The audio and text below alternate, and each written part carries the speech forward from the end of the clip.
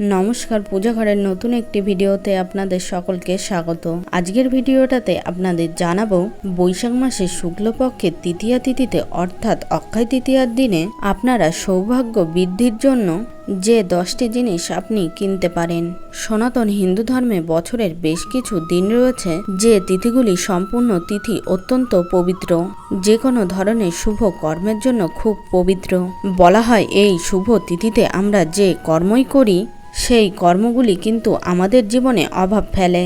এর মধ্যে অন্যতম গুরুত্বপূর্ণ বৈশাখ মাসের অক্ষয় তৃতীয়া। অক্ষয় শব্দের অর্থ যার কখনো ক্ষয় হয় না, অর্থাৎ এই দিনে যে কোনো ধরনের শুভ কাজ করা যায়। গৃহপ্রবেশ, নতুন জমি কেনা, এছাড়াও নতুন ব্যবসা শুরু করতে চাইলেও অক্ষয় তৃতীয়ার দিনে শুরু করতে পারেন।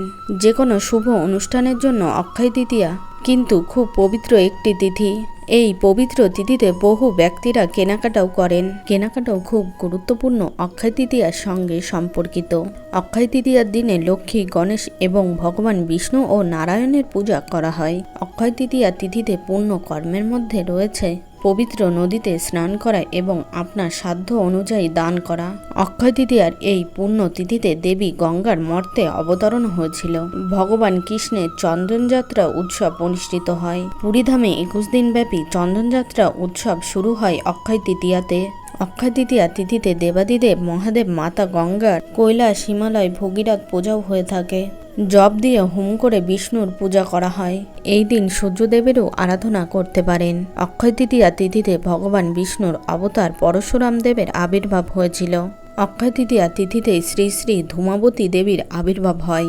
শুধুমাত্র হিন্দু ধর্মেই নয়, জৈন ধর্মে অক্ষয় তৃতীয়া অত্যন্ত মাহাত্ম্যপূর্ণ। প্রথমে অক্ষয় তৃতীয়াতে আমরা যে জিনিস কিনতে পারি সেটি হলো সোনা বা স্বর্ণ। সোনা হিন্দু ধর্মের অত্যন্ত মূল্যবান একটি ধাতু এবং আমাদের জীবনেও অত্যন্ত মূল্যবান একটি ধাতু সোনা। অক্ষয় তৃতীয়া তিথিতে বলা হয় সোনা সমৃদ্ধি নিয়ে আসে, সৌভাগ্য, সফলতা আনতে সাহায্য করে। এই ধাতুটি সম্পদ ও সমৃদ্ধির প্রতিনিধিত্ব করে।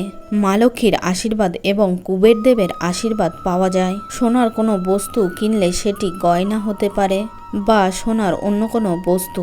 অক্ষয় তৃতীয়া তিথিতে সোনার মতো রূপকেও শুভ ধাতু হিসাবে বিবেচিত করা হয়েছে। এই দিন রূপোর মুদ্রাও কিনতে পারেন। সেই মুদ্রাতে লক্ষ্মী গণেশের ছবি রয়েছে এমন মুদ্রাও কিনতে পারেন। রূপোর পাত্রও কিনতে পারেন। রূপোর গয়না কিনতে পারেন। এটি সৌভাগ্য ও সমৃদ্ধিকে চিহ্নিত করে। রূপোর জিনিস প্রিয় মানুষকে উপহার দিতে পারেন এই দিন। সোনা, রূপো, হিরে এগুলি অত্যন্ত মূল্যবান 3টি ধাতু, কিন্তু সকলের পক্ষে সোনা, রূপো, হিরে কেনা সম্ভব হয় না। তাই অক্ষয় তৃতীয়া তিথিতে আপনারা কাঁসা, পিতলের বাসনও কিনতে পারেন, তবে লোহার বাসন কিনবেন না। অক্ষয় তৃতীয়া তিথিতে আপনার দীর্ঘদিন ধরে যদি সম্পদ অর্থাৎ জমি কেনা, বাড়ি কেনার জন্য ভাবছেন, এই বিশেষ দিনে সেটি করতে পারেন। অত্যন্ত পবিত্র একটি দিন অক্ষয় তৃতীয়া। অক্ষয় তৃতীয়ার দিনে আপনি যানবাহনও কিনতে পারেন।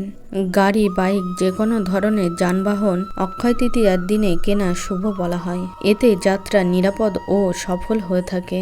অক্ষয় তৃতীয়ার দিনে আপনারা সৌভাগ্য এবং সমৃদ্ধি নিয়ে আসতে এমন কিছু জিনিস আরও কিনতে পারেন, যেমন electronic gadget, smartphone, laptop, tab কিনতে পারেন। এই সমস্ত জিনিস অক্ষয় তৃতীয়াতে। কৃষকদের জন্য অক্ষয় তৃতীয়া তিথি অত্যন্ত গুরুত্বপূর্ণ।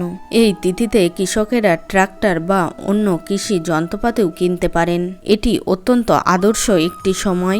বলা হয় এই দিন এই জিনিসগুলি কিনলে ফসল ভালো এবং সমৃদ্ধি হবে। অক্ষয় তৃতীয়া তিথিতে নতুন জামা কাপড়ও কিনতে পারেন। এটি অত্যন্ত সৌভাগ্যের প্রতীক। অক্ষয় তৃতীয়া তিথিতে আপনারা বইও কিনতে পারেন। বই জ্ঞান ও সমৃদ্ধি অতিথি হিসাবে বিশ্বাস করা হয়। যারা বই পড়তে পছন্দ করেন তারা অবশ্যই অক্ষয় তৃতীয়ার দিন বই কিনুন। এই সকল জিনিস ছাড়াও অক্ষয় তৃতীয়া তিথিতে আপনারা কড়িও কিনতে পারেন, মতি শঙ্খও কিনতে পারেন, দক্ষিণাবর্তী শঙ্খও কিনতে পারেন এবং মা লক্ষ্মীর পুজোতে সেটি অর্পণ করতে পারেন। তারপর সেটি আপনার পুজোর স্থানে বা কোনো নিরাপদ জায়গায় রাখতে পারেন। এই সকল বস্তুর মধ্যে যদি কোনো কিছুই কেনা সম্ভব না হয়, তবে অক্ষয় তৃতীয়া তিথিতে অবশ্যই একটি জিনিস ঘরে আনুন, সেটি হলো লবণ। একটি লবণের প্যাকেট অবশ্যই বাড়ি আনবেন। এই লবণের প্যাকেট মা লক্ষ্মীর পুজোর সময় মা লক্ষ্মীর সামনে রেখে দিন।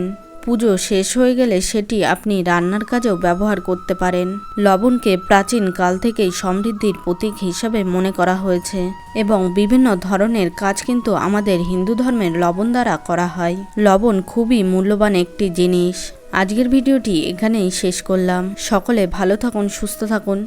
নমস্কার, ধন্যবাদ। ঈশ্বর আপনার মঙ্গল করুক।